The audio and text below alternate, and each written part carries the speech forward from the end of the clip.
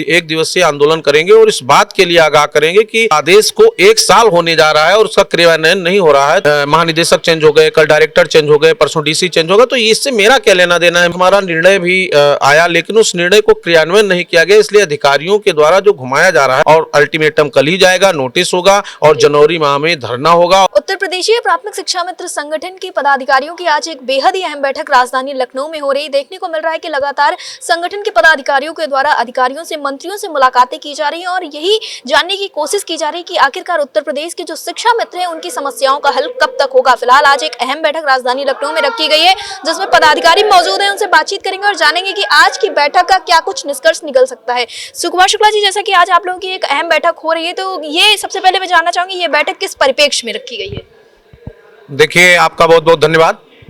आज उत्तर प्रदेश प्राथमिक शिक्षा मित्र संघ की पूर्व निर्धारित तिथि के अनुसार बैठक है और इसमें हमारे सभी सम्मानित पदाधिकारी, जिला अध्यक्ष, प्रदेश पदाधिकारी, मंडलीय पदाधिकारी उपस्थित हैं।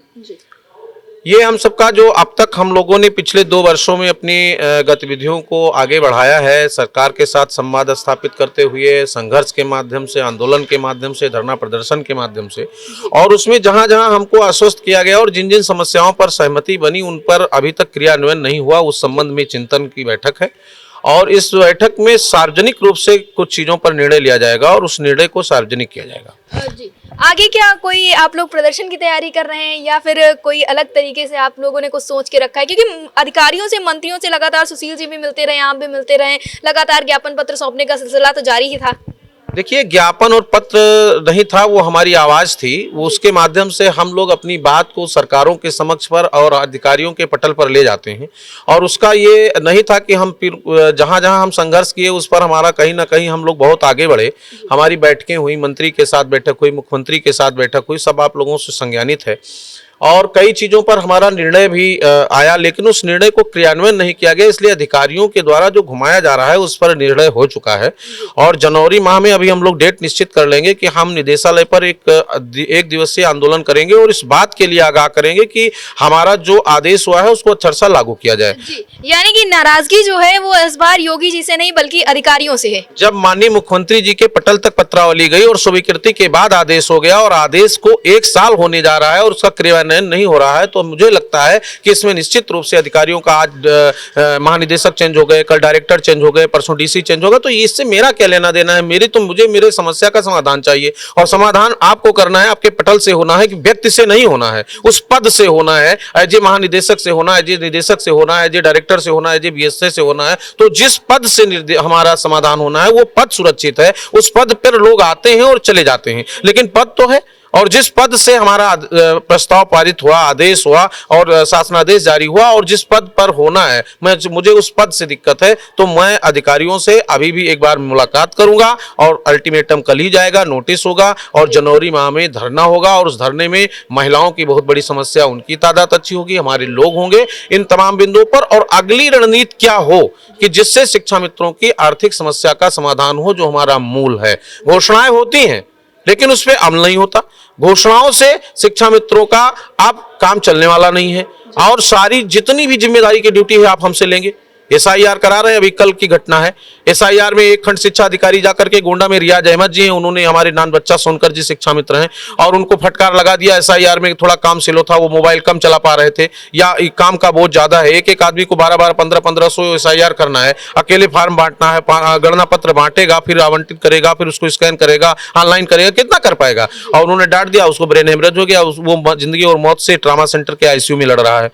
ऐसे अधिकारियों के खिलाफ कार्रवाई नहीं हो रही है। दूसरा आदेश महानिदेशक ने फिर जारी कर दिया जिसका मैं पुरजोर विरोध करूंगा कि अब जाके आप 15 साल से जो लोग निरक्षर हैं, साक्षर नहीं है, उनकी गणना करिए। ये और लोग आपके कर्मचारी क्या कर रहे हैं, और लोग कहां गए जिनको, जो आप समूह घाम में काम कर रहे हैं, वो लोग सब कहाँ काम कर रहे हैं। केवल शिक्षा मित्र अनुदेशक स्कूल में बचा है, केवल शिक्षा मित्र आंगनबाड़ी बचा है, जिसको आप शिक्षा मित्र एक उनका वो हो गया है कि जहां कोई न जाए वहां शिक्षा मित्रों को लगा दीजिए, काम हो जाएगा। अगर हमारे ऊपर इतना भरोसा है कि हम आपका सारा काम कर सकते हैं, तो हमारी समस्याओं का भी तो समाधान होना चाहिए। वो आपके पटल पर ही लंबित है, आप उसको नहीं कर रहे हैं। तो इन तमाम चीजों को लेकर के आज हमारा पूरा प्रदेश पदाधिकारी, जिले के लोग और सब लोग लगे हैं और इस पर हम लोगों को घोर नाराजगी है कि कि हमारा आदेश ना करते हुए और एक नित नया आदेश हमारे ऊपर थोपा जा रहा है, ये पूरी तरह से हम शिक्षा मित्रों के लिए विपरीत दिशा में काम हो रहा है। इस पर लगाम लगना चाहिए, अन्यथा आंदोलन तो निश्चित है। जी, फिलहाल हमारे साथ सुशील जी भी यहाँ पर हैं और अन्य पदाधिकारी भी, इनसे भी जानेंगे क्योंकि हाल फिलहाल में स्थानांतरण को लेकर बातें होती है। सुशील जी, अभी हाल फिलहाल में स्थानांतरण को लेकर आपकी एक खास मुलाकात हुई है, तो क्या कुछ इसका फल निकलकर सामने आ पाया है? जी बिल्कुल, स्थानांतरण को लेकर पिछले 3 जनवरी को शासन ने एक शासनादेश जारी किया था माननीय मुख्यमंत्री जी के निर्देश पर। लेकिन कई बार वार्ता हुई निदेशक, महानिदेशक, प्रमुख सचिव से, जिसमें उन्होंने कहा था कि हम शिक्षकों के ट्रांसफर के बाद शिक्षा मित्रों का कर देंगे। पहला चरण पूरा हो गया तो उन्होंने कहा जून में कर देंगे, जून की छुट्टी होती। फिर जून में उन्होंने दूसरा चरण शुरू कर दिया टीचरों का, फिर कहा कि अभी तीसरा चरण होने वाला है टीचरों का। लगातार हम लोगों को आगे बढ़ाते जा रहे थे। अभी जब हमारी वार्ता हुई प्रमुख सचिव महोदय से, तो उन्होंने ये कहा कि देखिए हम ऑनलाइन नहीं करा पाएंगे, ऑनलाइन की व्यवस्थाएं बहुत दिक्कत कर रही हैं, हम इसको ऑफलाइन करेंगे।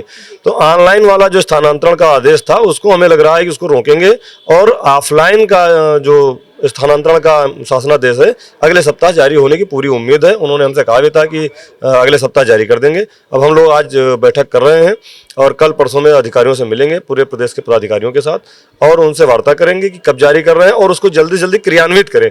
केवल जारी ही ना करें, जैसे पिछले 3 जनवरी का जारी हुआ था लेकिन अभी तक क्रियान्वित नहीं हुआ। पहला तो ये, कल 2 दिन हम लोग ये मुलाकात करेंगे। तीसरा, जो सबसे बड़ी हमारी समस्या है आर्थिक समस्या। आर्थिक समस्या के बारे में बार बार अखबार में निकलता है, चैनल में निकलता है, इतना मानदेय हो गया, उतना हो गया, लेकिन अभी तक हुआ कुछ नहीं। माननीय मुख्यमंत्री जी से हम लोग मिले तो उन्होंने कहा था कि हम आपकी व्यवस्था कर रहे हैं, और अभी कल भी उन्होंने एक चैनल में बोला है कि एक कार्यक्रम में कि संविदा कर्मियों का मानदेय हम बढ़ाने जा रहे हैं। हम उनकी बात का स्वागत करते हैं, धन्यवाद देते हैं।